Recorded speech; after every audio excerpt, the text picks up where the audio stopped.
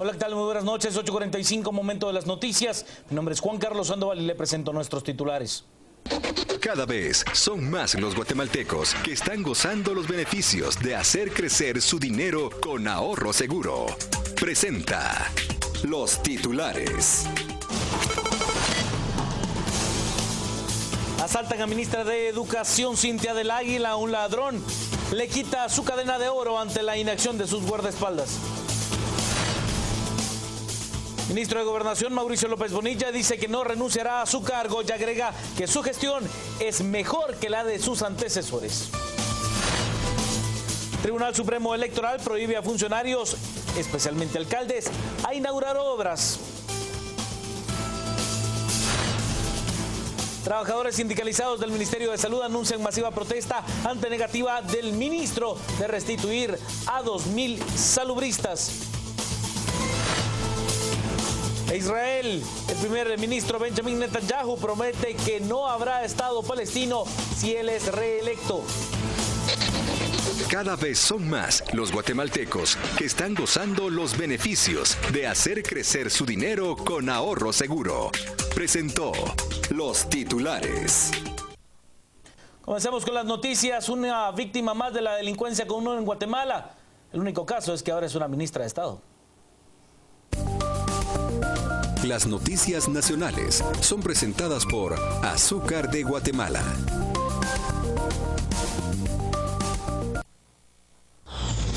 Ni los propios ministros de Estado están libres de la delincuencia común. La ministra de Educación Cintia del Águila sufrió un asalto en el que perdió su cadena de oro. Todo sucedió después que la jefa de la cartera participó en el Te Deum en agradecimiento a los 200 años de la Catedral Metropolitana. La ministra dio una conferencia minutos antes de sufrir el asalto y es esta cadena precisamente la que el ladrón le quitó ante la mirada de su séquito de seguridad. Resulta que Cintia del Águila caminó sobre la 7ª Avenida y 8ª Calle. De pronto un individuo con manos de seda le quitó su joya. El hombre salió corriendo y, como sucede el 99% de las veces, aunque lo buscaron, no lo encontraron. Fue un muchacho, dijo la ministra, quien no sufrió alguna laceración en su cuello y luego sentenció: mejor me voy a trabajar. Por cierto, aparte de su seguridad, la policía tampoco hizo nada. Quién sabe si el ladrón sabía a quién le quitaría la cadena. Lo que sí es que puede presumir que le robó nada más y nada menos a una ministra de Estado. Como en otros casos de impacto nacional, las redes sociales no perdonan y vea la cantidad de memes que le han sacado a la ministra Cintia del Águila. Espérense a que vea a López Bonilla, me debe una cadena, era lo que se decía en las redes. Señora ministra, ¿cuánto costaba la cadena? Mejor cambiamos de tema, señores. Es parte de las reacciones que las redes sociales han tenido para con la ministra luego del robo del cual fue víctima esta mañana frente a Catedral Metropolitana. Ya ven, no voy a la zona. ¿Qué zona es? Preguntarle a una de sus asesoras, Cintia del Águila. Es parte del folclore guatemalteco. Se le perdió la cadenita, me la robaron, es lo que dice la señora ministra en parte de las bromas que se hicieron al respecto de lo ocurrido hoy. Hablamos acerca de la violencia y a eso se refirió el nuncio apostólico acreditado en nuestro país. Para el nuncio apostólico Nicolás Tevenín, la violencia en Guatemala ha tenido una escalada debido a los últimos hechos que han enlutado a varios guatemaltecos. Uno de ellos, la granada que fue lanzada en mediaciones del Hospital General San Juan de Dios y la muerte de 2 periodistas en el interior del país. Eso son cosas muy graves de ver que hay una escalación de la violencia que ha pasado ya en otras épocas, pero hay que frenar enseguida esto. Y eso yo creo que es el sentido común de la gente, vencer el miedo que tenemos, vencer el temor y hacer que haya más justicia, también siendo personas que sepan testimoniar con su vida, con el testimonio de la verdad. No podemos aceptar que se apaguen las personas, que se les maten para que se callen o porque no dan las extorsiones que se le piden. Y además esta violencia gratuita no lleva a nada, sino a más violencia, porque el problema también, si la respuesta es por linchar a los demás, no es tampoco una respuesta que podemos aceptar. El representante del Vaticano en nuestro país informó que la violencia no se resuelve con más violencia y señaló que debe de existir diálogos con todos los sectores. El ministro de Gobernación, Mauricio López Bonilla, asegura que él no va a renunciar y que además hace una valoración muy positiva de su gestión. Luego que algunas voces dentro del Congreso, como la Unidad Nacional de la Esperanza, comenzaran a pedir la renuncia del ministro de Gobernación, este respondió y aseguró que no dimitirá. Nunca renuncio. A mí o me dicen, mire, hasta aquí llegó, muchas gracias por su cooperación, o yo sigo hasta el final. Y yo vine para terminar el plan que hemos venido desarrollando como corresponde. Si hacemos comparaciones de periodos, le voy a decir, sin temor a equivocarme, con toda sencillez, con toda humildad, con toda contundencia, no hay comparación. Mauricio López Bonilla afirma que su trabajo no tiene comparación con sus antecesores del gobierno de Álvaro Colón. Todo el gobierno pasado sabía que se necesitaba armamento. Nunca pudieron hacer un evento para por lo menos dotarle de pistolas a la policía. Yo lo logré hacer, ¿sí? Equipamientos para la PNC, aumento de la fuerza policial, casi en un 30%. Nadie lo hizo antes. Nosotros lo pudimos hacer. Hoy tenemos más policías. Si nos ponemos a hacer comparaciones, yo creo que lo que hemos avanzado nosotros en este tiempo, por mucho, es avance tangible en temas de capacidades institucionales. Ojalá lo sepa aprovechar bien el siguiente gobierno para tener resultados más contundentes sobre este tema. Vamos con la temática de contarle que la Fundación Sobrevivientes asegura que la CICIG ha hecho bastante poco en el tema de la mujer y la niñez. Relacionado al tema de violencia contra la mujer, niñez y adolescencia, realmente el aporte de la CICIG ha sido mínimo, por no decirlo ausente. La Fundación Sobrevivientes no está conforme con el trabajo realizado por la Comisión Internacional contra la Impunidad en Guatemala, sobre todo en materia de seguridad a mujeres, adolescentes y niños. Cruz asegura que el proceso de prórroga es intrascendente, por lo que considera que para que la CICIG continúe debe mejorar su trabajo y realizar acciones más tangibles. A nosotros, si ellos se van a quedar para trasladar capacidades al organismo judicial, al Ministerio Público, pues yo lo veo bastante positivo. Si se van a quedar para cumplir el mandato de desarticular las estructuras paralelas que hoy por hoy siguen operando en el Estado guatemalteco y que no han sido tocadas en estos años por la CICIG, pues en ese caso pues nosotros apoyaríamos. Ellos se van a quedar y van a investigar y van a ayudarnos a desarticular esas estructuras, pues son bienvenidos y esperamos pues que el mandato se prolongue, pero sí quisiéramos que hubieran resultados más tangibles. La estancia de la CICIG en Guatemala está en manos de una mesa técnica discutida por varias instancias de la sociedad, quienes tendrán 30 minutos para exponer sus argumentos a favor o en contra de su continuidad. Las noticias nacionales fueron presentadas por Azúcar de Guatemala. Pausa, al regresar más noticias, quédese con nosotros, estamos a las 8:45.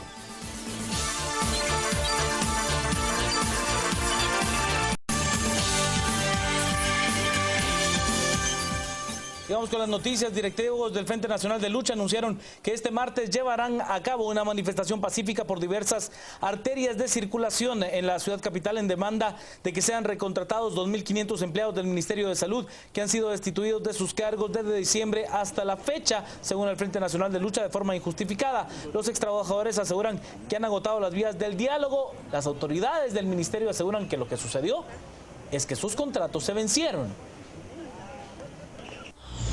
En diferencia del señor ministro, que nosotros ya la conocíamos con anterioridad, pero queríamos verla reflejada. Entonces, durante esta semana no existe preocupación por resolver la crisis.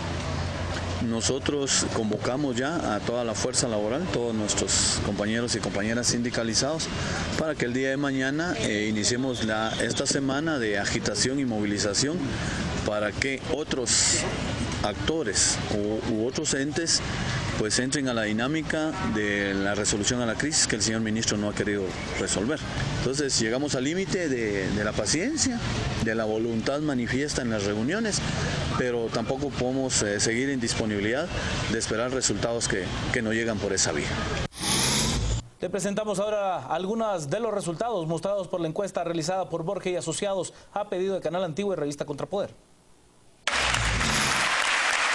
Conforme termina el periodo de gobierno, baja la calificación de la presidencia de Otto Pérez Molina y empeora la evaluación del país al compararlo con su antecesor Álvaro Colom. La encuesta de Canal Antiguo y Contrapoder encargada a la firma Borges y Asociados cuestionó a los guatemaltecos. ¿Cómo califica el trabajo de Otto Pérez Molina como presidente? Únicamente un 23% lo valora en la categoría de bueno o muy bueno. 49% sostiene que es regular, mientras 28% cree que es malo o muy malo. En general, la valoración del trabajo del presidente Pérez Molina desciende con respecto a noviembre de 2014. Al comparar si el país está mejor, igual o peor que en el gobierno de Álvaro Colom, esta es la respuesta. 13% considera que está mejor, 44% considera que se encuentra igual, un significativo 42% que está peor y 1% no sabe o prefiere no responder. Finalmente, al preguntar en qué grado el presidente Pérez Molina ha cumplido sus compromisos de campaña, 3.1% considera que mucho, 28.7% que algo, 43.6% considera que poco, mientras el 23.9% considera que no cumplió con los compromisos en nada. Esta encuesta fue encargada por Canal Antiguo y la revista Contrapoder a la firma Borges y Asociados. Se realizó entre el 22 de febrero y el 1 de marzo. Incluyó 1.190 entrevistas cara a cara en todo el territorio nacional y tiene un margen de error de más o menos 2.8%. Contarle que el Tribunal Supremo Electoral aseguró que en año de elecciones, como es este año 2015, ningún funcionario público está en capacidad o legal de poder inaugurar obras.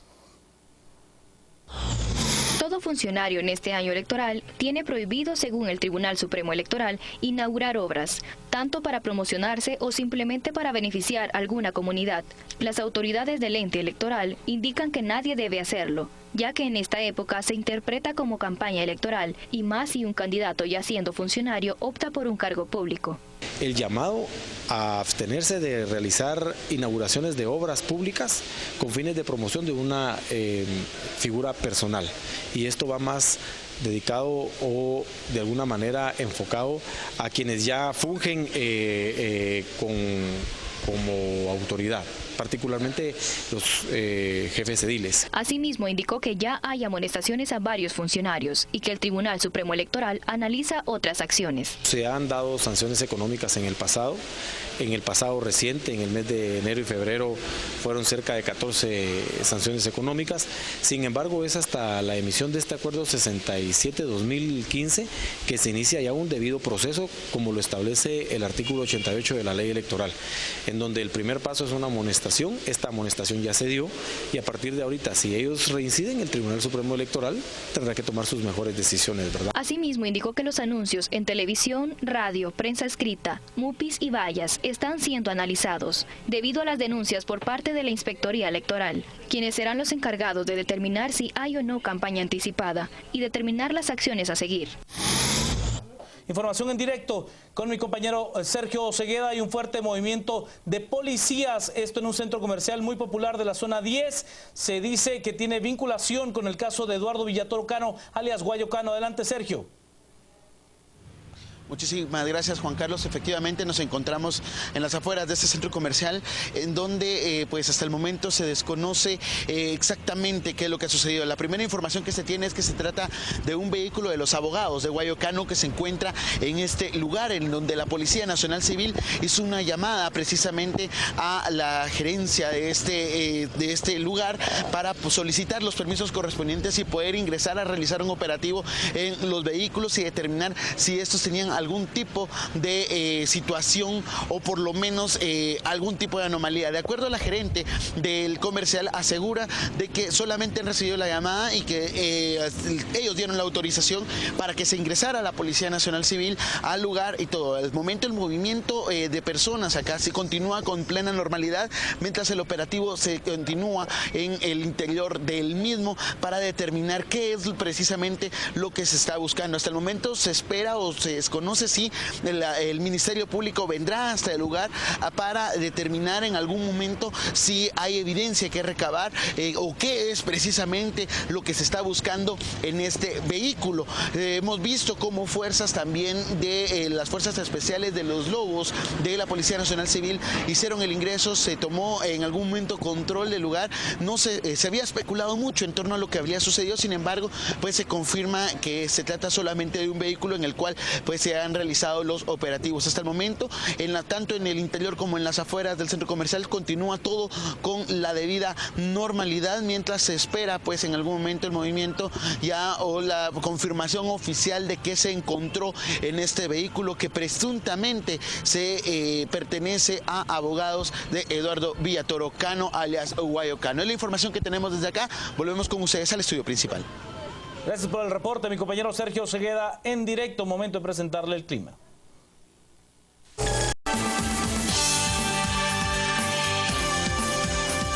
Buenas noches, bienvenidos a las 8:45, hoy día lunes. Pablo Hurtado y Juan Luis Font estamos listos para darle la bienvenida ya a nuestros invitados y para ofrecerle a usted una discusión que se refiere a una parte relevante de la encuesta que Canal Antigua y la revista Contrapoder le han encargado a la firma Borge y Asociados. A estas alturas, ya sobre los meses finales del gobierno de Otto Pérez Molina, ¿cómo evalúa la población la gestión de Pérez Molina? ¿Cuánto se ha avanzado? ¿Cuánto no se ha logrado avanzar en esas promesas que él hacía al inicio de su gobierno? Le damos primero la bienvenida a Carmen Ortiz. Ella integra el programa de opinión pública de la Universidad Rafael Landívar. Bienvenida, Carmen. Gracias. Y está con nosotros también Edgar Gutiérrez, que es analista en temas políticos. Y bueno, sería muy largo que yo describiera la trayectoria de Edgar, aquí ampliamente conocido. Gracias a los dos por acompañarnos. Gracias. Bienvenidos a las 8:45. ¿Y qué les parece si empezamos viendo algunas de esas gráficas para que arranque la discusión? ¿Cómo califica el trabajo de Otto Pérez Molina como presidente? Vea usted la calificación. Bueno y muy bueno, 23%, 34%. En el mes de febrero del 2015 es un 23%. Regular, un 49%. Y malo y muy malo, un 28%. Se nota un crecimiento entre regular y malo y muy malo. Vamos a la siguiente gráfica, por favor.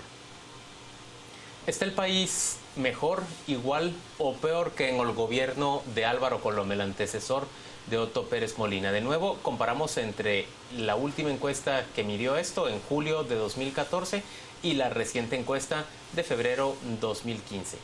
¿Está mejor? Dice solamente el 13%. ¿Está igual? Dice el 44%. Y está peor, dice el 42%, que crece desde un 29% hasta un 42%. Vemos una gráfica más referente a la evaluación al gobierno de Otto Pérez Molina y en qué grado el presidente Pérez Molina ha cumplido los compromisos de campaña. Algo, 28.7%, poco, 43.6%, nada, 23.9% y mucho, 3.1%. Muy bien, ahí tenemos ya elementos para arrancar la discusión.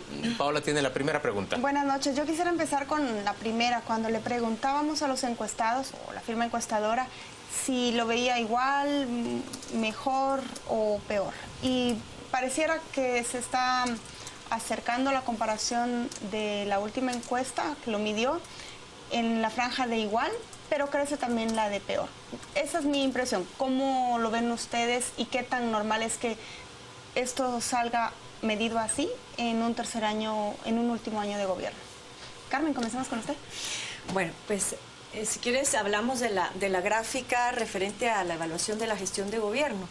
Allí efectivamente, si ustedes comparan las respuestas de los entrevistados en el mes de julio del 2014 con las dadas en febrero del 2015, efectivamente se ve una tendencia negativa. Porque, por ejemplo, tú puedes ver el vaso medio lleno o medio vacío. Entonces, cuando la gente dice regular, sabemos que hay un regular que es tendiendo a malo o puede ser un regular tendiendo a bueno.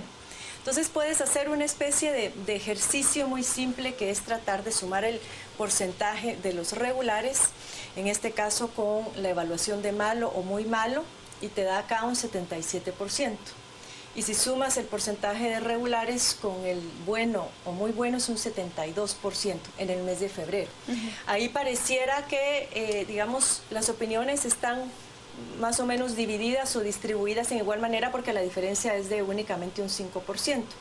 En cambio, en el mes de julio, las opiniones, por así decirlo, de tendencia positiva sumaban un 80% y las negativas un 65%, con lo cual efectivamente la percepción en cuanto a la gestión de Otto Pérez es más negativa ahora, en el mes de febrero del 2015, de lo que fue hace 7 meses, 6 meses. Según Edgar Gutiérrez, ¿se deteriora sensiblemente la percepción de los guatemaltecos respecto al gobierno de Otto Pérez Molina?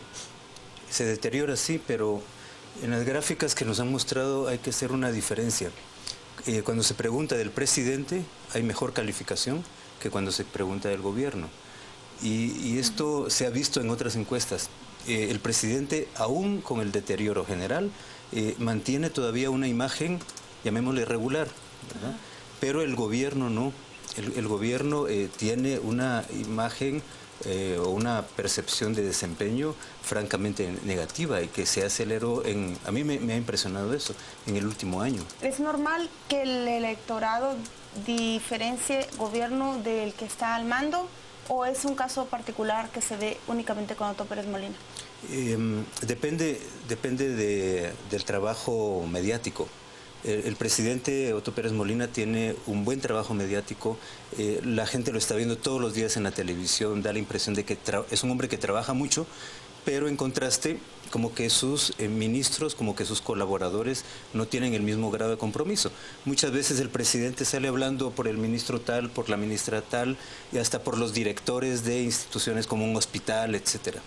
Toda la línea de comunicación del gobierno se centra justamente en la imagen del presidente de la República y en alguna medida, aunque bastante menor, de la vicepresidenta. Pero a eso respondería que esté mejor calificado el presidente en comparación con su administración. Bueno, en la primera pregunta, si no estoy mal, era la gestión del presidente de Otto Pérez, como se aludía. Si ustedes revisan las encuestas anteriores que ha hecho Borja, efectivamente la gente tiende a ser bastante benevolente con la imagen del presidente, que era lo que Edgar Gutiérrez mencionaba. Pero esto es algo que sucede inclusive en la misma Costa Rica. Si ustedes recordarán, se criticaba muy duro el gobierno de Laura Chinchilla y estaba muy mal evaluado, pero la gente tendía a ser bastante benigna con la imagen de la presidenta. ¿De Laura Chinchilla? De Laura Chinchilla. Entonces, sí la gente puede distinguir entre lo que es la gestión de gobierno, digamos, el gobierno en general, y la imagen del presidente. Pero normal. En este caso sí es obvio que el desgaste ha sido bastante marcado en los 7 meses de diferencia entre una encuesta y otra. ¿Es normal que hacia el final de una administración se pierda la esperanza de que esa administración logre hacer cambios y logre marcar una diferencia en concreto y empiece a verse como que la situación es peor que 4 años atrás, Edgar? Sí, de hecho, desde la mitad del periodo comienza a observarse lo que yo denomino el voto arrepentido. ¿Sí? A ver, el primer año, o hasta los primeros 6 meses, que es la luna de miel, incluso cuando uno pregunta a la gente, ¿usted votó por el presidente Otto Pérez? Más del porcentaje que votó realmente dice que votó. Quieren estar con un presidente ganador.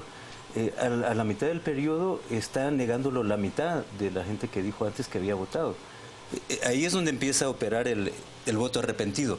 Cuando la gente dice, bueno, no lo está haciendo bien, está dudando mucho, se está equivocando demasiado, no está haciendo los cambios que había ofrecido, ¿por qué no voté por el otro? Yo quisiera pedir a producción que nos ponga la segunda gráfica, porque cuando se le compara con su antecesor, también se ve que empieza a invertirse las barras. La pregunta es, ¿el país está igual, mejor o peor que en el gobierno de Álvaro Colón? Es inevitable esta comparación. La gente siempre, cuando empieza el desgaste de gobierno, empieza a suponer que es lo mismo o incluso peor que el anterior. ¿O cómo analizan ustedes estos porcentajes, Edgar? Lo que pasa es que la pregunta es muy amplia. Es sobre el país. El país, así es. No es el gobierno, ¿verdad? El país está, mejor, igual o peor. Entonces, en las encuestas sobre país, la gente tiende a ser más pesimista. Si ustedes preguntan sobre la familia, van a encontrar, tal vez una mentirita, pero van a encontrar un poquito más de amortiguamiento. No estamos tan mal como familia, pero como país sí estamos mal. Y la gente, eso sí es una respuesta bastante constante. Carmen, ¿es válida esa comparación entre la situación del país durante un gobierno y otro gobierno? Me parece que sí, es válido. A la gente siempre le gusta hacer comparaciones, igual que cuando decimos que fue mejor el gobierno anterior o el otro, y siempre tenemos la sensación de que el que tenemos actualmente, fue peor que el anterior. Y si preguntáramos cuál es más corrupto, seguro el actual y el que está por venir son los más corruptos. Porque es la memoria reciente, ¿verdad? En este caso, pues sí, efectivamente, la gente tiene la sensación de que el tiempo se agota. Entonces, a estas alturas van a evaluar la situación del país en función de cómo están viviendo ellos la situación. Entonces, esa percepción está muy relacionada al contexto. Y ese contexto es con lo más cercano, ¿verdad? La economía, la seguridad, la salud. Y acá sí vemos que hubo una disminución en el porcentaje de la gente que dijo que el país estaba igual y en el porcentaje de la gente que dijo que estaba mejor, y aumenta el porcentaje de personas que dice que el país está peor que antes. Entonces, aquí podría ser que hayan entrado, si hablamos de contexto, una serie de factores que pudieron haber afectado la percepción, pero son únicamente puras hipótesis, que puede ser los temas, por ejemplo, referidos a las noticias permanentes sobre la inseguridad que se vive en todo el país. Es decir, las personas, aunque no lean un medio escrito, escuchan la radio, se enteran, han sido víctimas o un familiar o un amigo cercano de la violencia. Eso va a influir en su percepción. Si tienen empleo o no tienen empleo, si el salario les está alcanzando para pagar el colegio y los precios de la canasta básica, también en función de eso van a evaluar. Y también tenemos una situación muy particular que fue toda la crisis en el sistema de salud, y eso es algo que también toca las percepciones de los ciudadanos. La salud es un tema también primordial. En consecuencia, podría ser, tratando de pensar en hipótesis, que estas situaciones hayan influenciado, además de, como les digo, esa sensación permanente de que el tiempo ya se agotó. Yo tengo una pregunta. En el tercer año, en el año electoral, cuando el gobierno está terminando su periodo, ¿puede alimentar esa percepción negativa las campañas preelectorales y electorales que se tejen alrededor del propio gobierno y del presidente, a señalar las fallas del gobierno y las promesas incumplidas para que la gente califique de esa manera? ¿O es inevitable que ese voto arrepentido vaya subiendo con o sin campaña? En nuestro medio opera como aquellos relojes de arena, ¿verdad? El 14 de enero del 2012 volteamos el reloj de arena y comienza a erosionarse. El desgaste. Comienza el desgaste. La velocidad puede modificarse, ¿verdad? La velocidad puede modificarse y las mediciones también de acuerdo al momento en que las hacen. Por ejemplo, hacer una medición en julio, seguramente la calificación sobre la economía y los precios va a ser mucho peor que en marzo o abril, porque entre mayo y julio es la época de menos empleo en el campo, particularmente, aunque en el área urbana, bueno, los gastos de escuela y la cuesta de enero famosa, afectan, ¿no?, mucho al inicio del año. Pero esta vez la percepción de seguridad, lo que tú decías, subió en la última encuesta, en la encuesta de este año. Señores, esas cifras que estamos viendo, sobre todo esa tercera gráfica que presentamos y que le pido a producción que nos repita, que se refiere al cumplimiento o incumplimiento de los compromisos de campaña de Otto Pérez Molina, ¿lastran al partido oficial y al candidato oficial? ¿O en realidad puede el candidato oficial distanciarse de esta percepción de que es algo o poco lo que ha cumplido el presidente Pérez Molina de las promesas que había hecho? Carmen. Yo creo que puede distanciarse todavía. Es decir, la gente sabe que ha cumplido, si te das cuenta allí, la mayor parte dice que prácticamente o poco o algo, pero los resultados llaman mucho la atención porque son muy negativos. Sin embargo, te preguntas, bueno, ¿cómo es posible que sabiendo que no se han cumplido las promesas, todavía la evaluación sobre la gestión no esté tan mal, ¿verdad? Es decir, se ha deteriorado, pero se ha logrado mantener esa división entre quienes la consideran que está de regular a bien y quienes la consideran de regular a mal.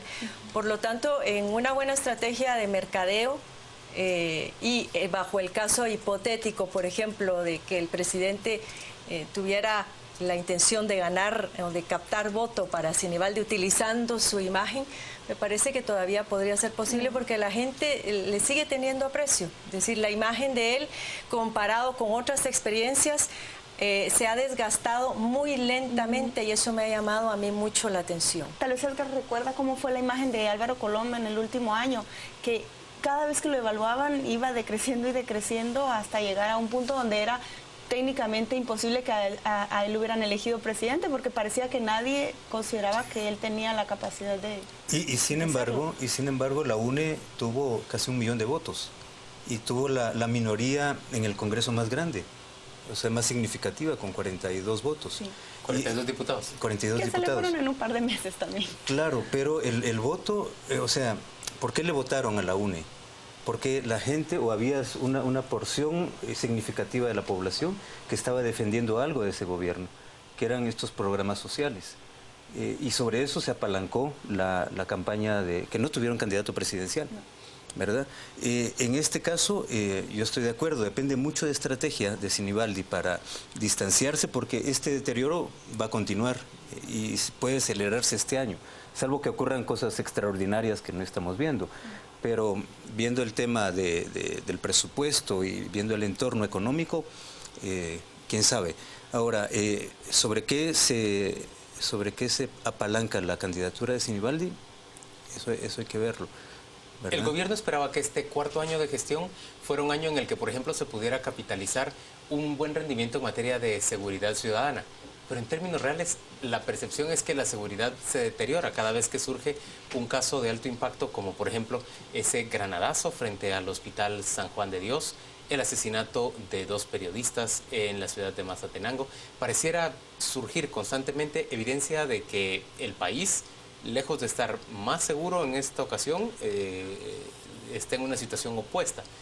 ¿Puede confiar al gobierno todavía en que eso le beneficie en el periodo electoral? Las percepciones sobre inseguridad prevalecen básicamente en las áreas urbanas del país. Entonces depende también a qué grupo esté enfocando su campaña cualquier partido político. Las áreas rurales generalmente tienen una percepción sobre la seguridad más favorable que en las áreas urbanas. Entonces ahí dependería el mercado, el nicho de mercado que el Partido Patriota quiera tratar o de conservar o de ganar. ¿Le va a afectar o no? Definitivamente en las áreas urbanas la va a tener difícil. Y fue en las áreas urbanas justamente en donde calificó mejor en la elección. Calificó mejor, exactamente. Edgar, comparte su opinión. Totalmente. Con un matiz, hay unas zonas urbanas del oriente, suroriente, que sí tienen unas altísimas tasas de homicidios. Entonces la percepción de seguridad ahí se ha deteriorado también. Edgar contrario a Occidente. Carmen Ortiz, gracias a ambos por acompañarnos a las 8:45 y hacer esta evaluación del rendimiento según los encuestados del gobierno de Otto Pérez Molina. Pasamos de inmediato con mi compañero Juan Carlos Sandoval, quien nos cuenta qué piensan los televidentes de esta conversación sostenida. Gracias, Juan Luis. Buenas noches. Vámonos a las redes porque tenemos mensajes acerca de lo que se platicó hoy. El peor desde Vinicio Cerezo, definitivamente el peor, es lo que nos dice Mario Alvarado. Peor, es tan corrupto, vende ilusiones y no aterrizan en la realidad. Lamentablemente los últimos presidentes en Guatemala no han logrado grandes cosas. A Guatemala le urgen estadísticas para progresar. Y Álvaro nos dice, ha mejorado en algunos aspectos, pero solo es culpa del gobierno, es su pregunta, es culpa de todos. Y también Edgar está platicando con nosotros a través de las redes. Vámonos a Twitter, a Facebook, donde también tenemos otra serie de mensajes. Juan Carlos nos dice, todo gobierno ha tenido proyectos que enfrentan obstáculos sobre seguridad nacional. Cada año es más difícil por su crecimiento poblacional. Héctor, nos califico de pobre y mediocre, mal presidente y dirigente. Su imagen es debajo de las naguas de Valdetti, es lo que nos dice Alex. Fue mejor el de Álvaro Colón y también, la verdad, malísimo. Con Colón por lo menos habían las famosas escuelas abiertas. Es lo que se viene platicando en las redes de los mensajes de lo platicado hoy. Hablamos acerca de la seguridad de los periodistas, eso al regresar a las 8:45. Quédese con nosotros.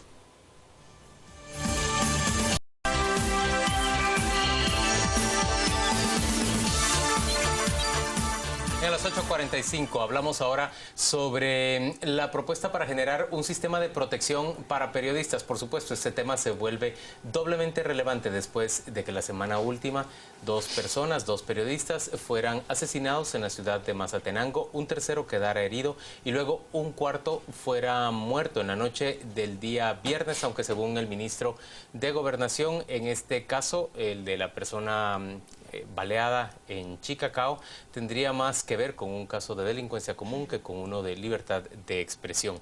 Hoy nos acompañan para discutir sobre este tema Margarita Castillo, quien es consultora para diseñar el programa de protección a periodistas de Guatemala por parte del organismo ejecutivo. Y está con nosotros también Ileana Lamilla, quien es directora de la agencia Cerigua y quien desde Cerigua y desde diferentes organizaciones como Reporteros Sin Fronteras, por ejemplo, ha desarrollado un constante monitoreo sobre la situación de los periodistas, tanto en la ciudad de Guatemala como en todo el territorio nacional. Gracias ambas por acompañarnos. Bienvenidos a las 8:45. Buenas noches. Yo quiero comenzar con Ileana. Cuando nos explicaba el ministro de Gobernación anoche en una entrevista telefónica que se está creando un protocolo de seguridad para periodistas en el que va a participar el gremio de comunicadores y que va a volverse un acuerdo gubernativo.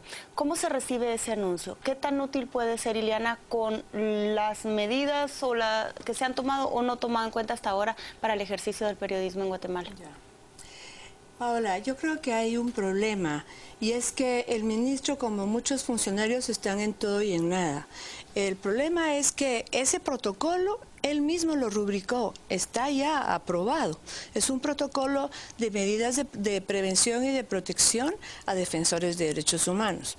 Otra cosa es esa mesa técnica, donde supuestamente están discutiendo, sin presencia de la prensa, el programa de protección para lo que está contratada la consultora, ¿verdad? Pero hay otra instancia todavía más, que es una instancia donde están sentadas casi las mismas autoridades que están en la mesa técnica y representantes de organizaciones sociales en donde estamos nosotros, los sindicalistas, los operadores de justicia y defensores de derechos humanos. Ahí también está el Ministerio de Gobernación, el Ministerio Público y COPREDE. En esa instancia lo que se hace es el análisis de los casos que se van denunciando en relación con agresiones a estos actores, digamos, y defensores de derechos humanos. Entonces hay tres ambientes, una instancia, una mesa técnica y un protocolo en creación. Margarita, ¿cómo marcha la mesa técnica en la que se discute ese sistema de protección para periodistas?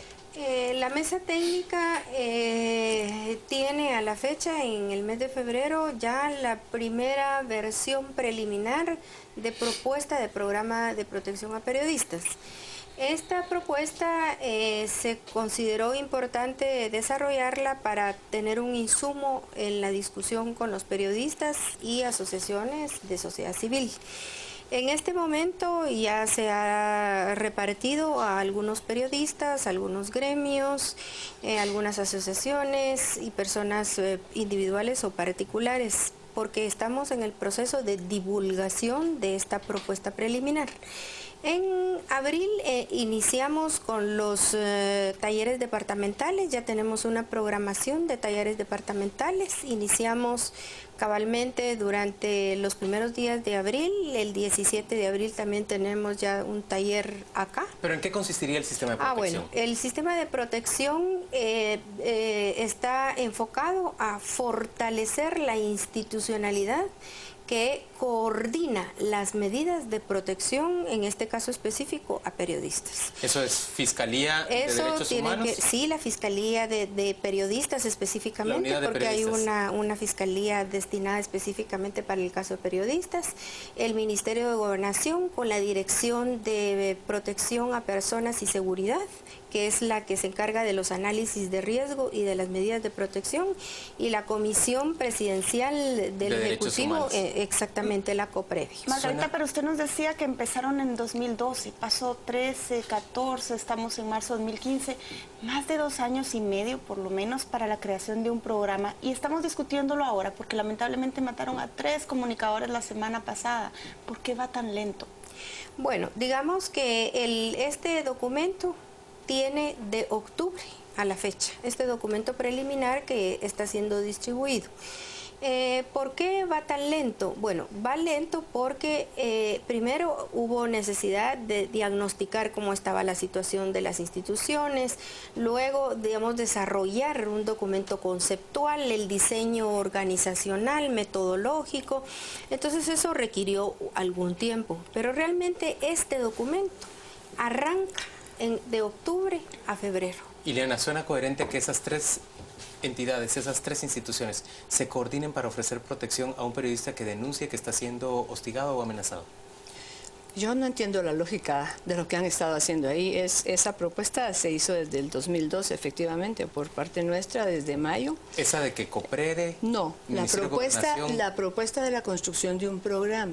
Pero usted no puede construir algo sin tomar en cuenta los riesgos, los obstáculos, cuáles son las demandas del gremio. O sea, contratar una consultora y sentarse, burocracia nacional e internacional, para discutir aspectos que desconocen, a mí no me parece lógico. Y el producto, pues yo no lo conozco, porque a nosotros, que fuimos los que lo propusimos, y a las entidades departamentales y otras entidades a las que yo pertenezco, no se lo han compartido. No sé, desconozco cuál fue realmente la priorización que se hizo para hacer llegar ese documento. En la otra situación es que no hay una fiscalía de delitos contra periodistas. Hay una fiscalía de derechos humanos con una unidad. Exactamente, que está reducida a su mínima expresión. Eso fue lo que hablamos hoy en el Ministerio Público y que lo hemos estado planteando, la necesidad de fortalecer esa fiscalía, pero un programa no es para no buscaría exclusivamente eso, sino cómo coordinar a las instancias del Estado para la prevención y la protección. Pero para eso usted tiene que conocer qué es lo que quiere prevenir, cuáles son las condiciones en las que se ejerce la profesión. Es prevenir más que reaccionar ante una situación de alto riesgo. Sí, y también reaccionar. Prevenir, pero en un país donde todos como ciudadanos tenemos alto riesgo. Pues sí, pero algo tenemos que hacer, ¿verdad? Para tratar de atenuar los riesgos. Y este protocolo tiene algunas medidas. Por eso es que nosotros decimos, si van a sacar algo precipitado, lo que no pudieron hacer en 2 años y ahorita de inmediato, porque hay una emergencia, se va a firmar algo y lo van a consensuar con las personas que ellos decidan, yo lo veo muy peligroso. Miren lo que está pasando en México. La prensa está denunciando que el programa está siendo realmente muy vulnerable. Entonces yo sí creo que hay que sentar las condiciones y darle participación especialmente a la prensa departamental. Margarita, ¿sí? Ese sistema que se está tratando de poner en marcha supone la coordinación de las tres entidades a la hora de que un periodista denuncie riesgo, pero contempla también lo que dice Ileana sobre la necesidad de hacer trabajo preventivo, por ejemplo en regiones como Suchitepeques, aunque ahorita por supuesto ya no es trabajo preventivo lo que hay que hacer ahí, pero puede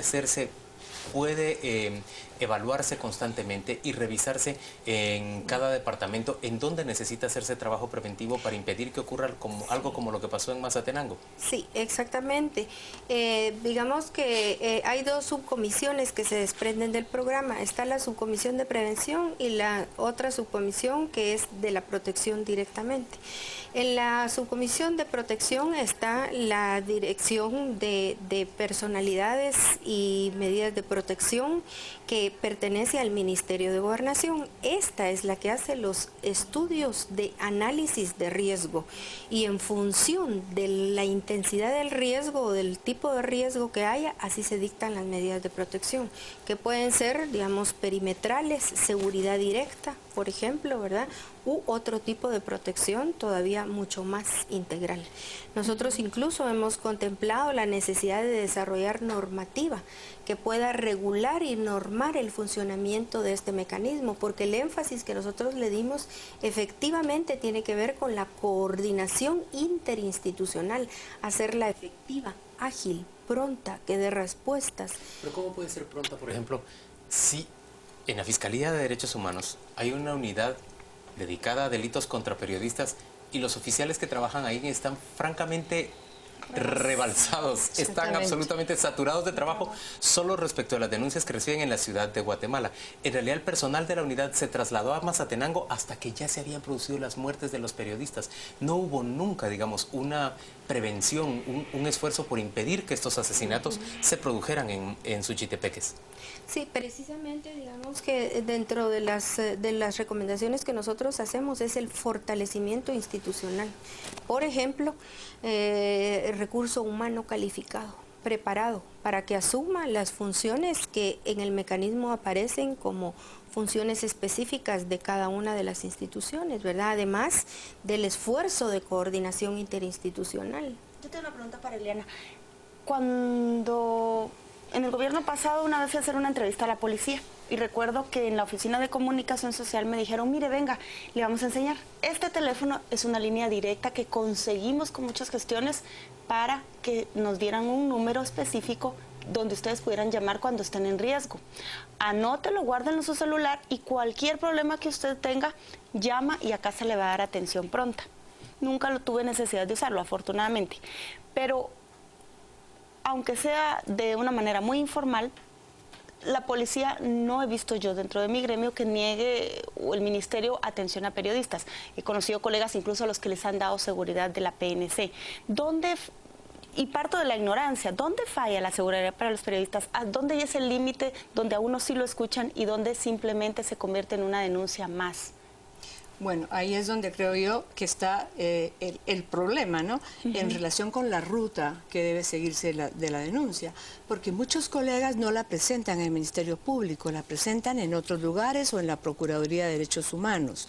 Ahora, en relación con ese teléfono, yo creo que no está funcionando. La Dirección de Derechos Humanos del Ministerio de Gobernación está haciendo una gestión específica para eso. Y yo pienso que pues un programa no es lo que se está mencionando acá. Yo repito, no conozco el documento, pero el fortalecimiento de estas entidades puede ser una solicitud que se pueda hacer, pero eso no es un programa de protección a periodistas. ¿Qué sería lo ideal? Bueno, para generar un programa de protección. Eso es lo ideal es conocer las condiciones, Juan Luis, porque en el área rural se ejerce de diferentes maneras que en la capital, pero de región en región también va variando. Hay una serie de propuestas que tienen los periodistas que nosotros ya hemos sistematizado en relación con qué demandan del Estado y cuáles son sus principales obstáculos para poder ejercer. De un diagnóstico es que hay que partir para poder hacer un diseño que se apegue a las necesidades del país y de cada región. Serigua conoce bien el país, recoge y procesa denuncias constantemente de periodistas prácticamente de todas las regiones de Guatemala. ¿Ustedes tienen ya esa evaluación?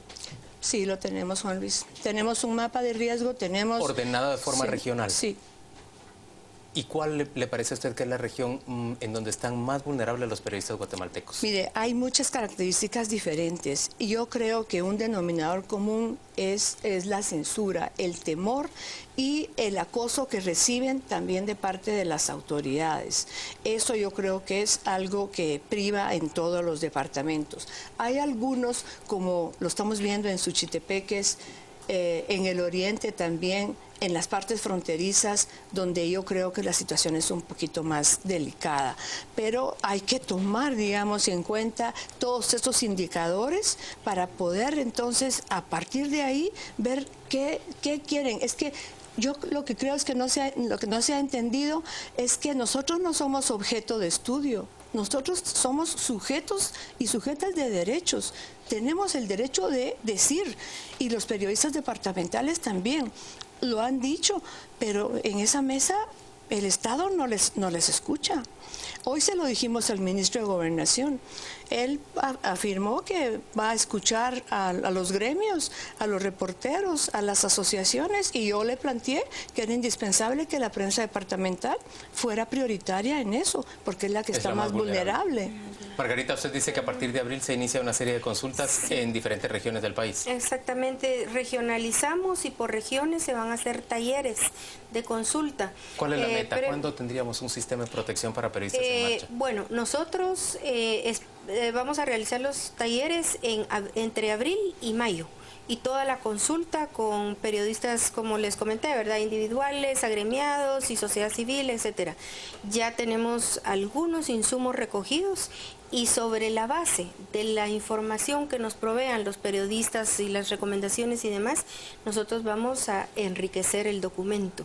¿Verdad? Señores, gracias ambas por acompañarnos a las 8:45. Señoras, así es. Gracias por acompañarnos a las 8:45. Vamos de inmediato con Juan Carlos Sandoval para que él nos diga qué están diciendo en Facebook los televidentes de Canal Antigua respecto de esta conversación. Gracias, Juan Luis. Buenas noches. Nos vamos a Facebook. Lorena Rosales nos dice: este tema es importante, me agrada ver que le den cobertura, triste lo que pasa en Guatemala. Y Edgar nos plantea: no protegen al pueblo, ¿cómo van a hacerlo con los periodistas? Son los comentarios que se tienen en Facebook esta noche. Lo esperamos ya en el debate dentro de unos minutos, junto con Estuardo Zapeta y Ana Lucía Mazariegos. Antes le vamos a presentar los deportes. Llega con nosotros. Los deportes.